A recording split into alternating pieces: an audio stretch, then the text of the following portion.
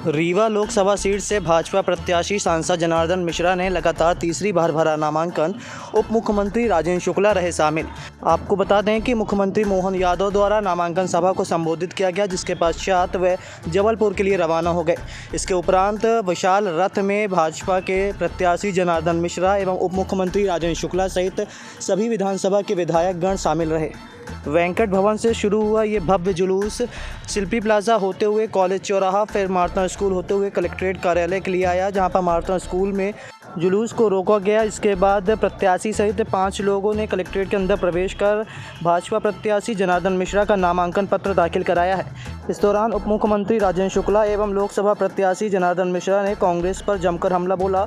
उन्होंने कांग्रेस को एक भ्रष्टाचार पार्टी बताया है। अपने आप किसानों की समृद्धि बढ़ेगी, पूंजी बढ़ेगी और पूंजी व्यापार में आएगी और व्यापार बढ़ेगा। व्यापार बढ़ेगा तो रोजगार बढ़ेंगे। इसलिए उसके साथ ही साथ पर्यटन के उद्योग है, हमारा इंफ्रास्ट्रक्चर अब ठीक हो रहा है, हवाई अड्डा हमारा बन गया है, रेलवे की कनेक्टिविटी और बढ़ रही है, सड़कों की कनेक्टिविटी बढ़ गई है। तो इस तरह से जब हमारी संरचनात्मक जो आधारभूत संरचनाएं हैं वो विकसित हो रही है, तो उस दृष्टि से तो रोजगार अपने आप बढ़ेगा। चुनाव में आपके सामने नीलम मिश्रा है जो हमेशा की पत्नी, किसकी चुनौती मानते हो? ये कांग्रेस पार्टी शराब के पैकारी वालों की पार्टी बन गई है।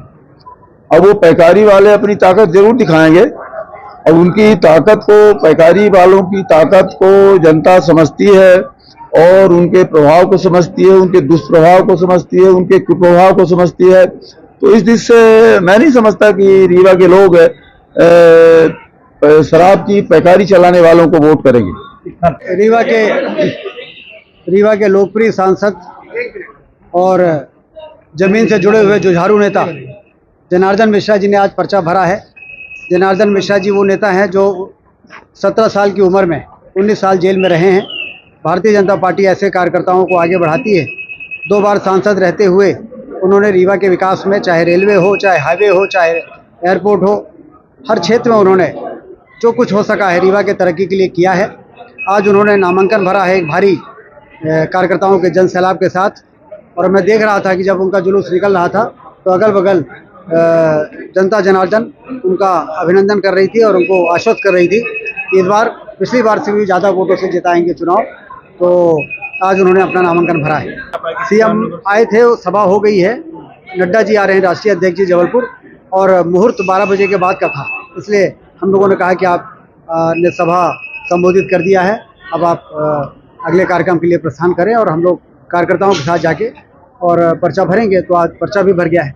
उड़ान भरने की पूरी तैयारी हो गई। अब अगला मुद्दा क्या होगा? लोकसभा चुनाव के दौरान क्या कुछ मुद्दे ऐसे होंगे सर जो जनता से वादे किए जाएंगे? रीवा को आर्थिक रूप से इतना सक्षम बनाना है कि हिंदुस्तान का कोई भी जिला संपन्नता के मामले में रीवा का मुकाबला न कर सके। लगातार कांग्रेस के पदाधिकारियों का भाजपा में शामिल हो रहे हैं, क्या वजह क्या है इसकी? कांग्रेस बिल्कुल पटरी से उतर गई है और उनके जो बयान हैं वो राष्ट्र हित में होते हुए दिखते नहीं हैं। इसलिए कांग्रेस में भी जो अच्छे लोग हैं उनका दिल टूट गया है और उनको वहाँ पर घुटन महसूस होती है।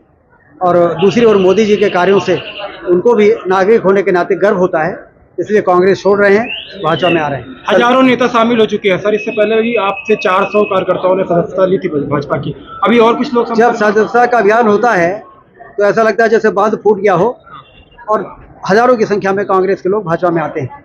राहुल गांधी कहते हैं देश का मुसलमान डरा हुआ है। रीवा में क्या स्थिति है चूंकि लोकसभा चुनाव में?